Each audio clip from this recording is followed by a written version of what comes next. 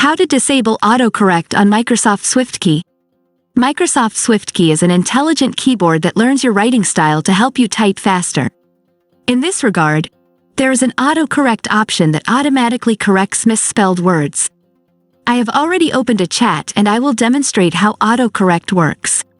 For example, I want to write the message I want to sell my phone, and instead of the word sell, I will omit the last letter L.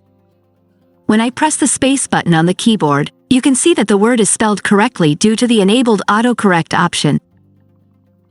I will also deliberately misspell the word phone. As you can see, autocorrect has again recognized the word I intended to write. Now let me show you how to enable or disable this option. Click on the three dots here. The autocorrect option is located in the bottom left corner. Click on it. We receive a message that autocorrect is now turned off. I will write the same message as before with the same mistakes.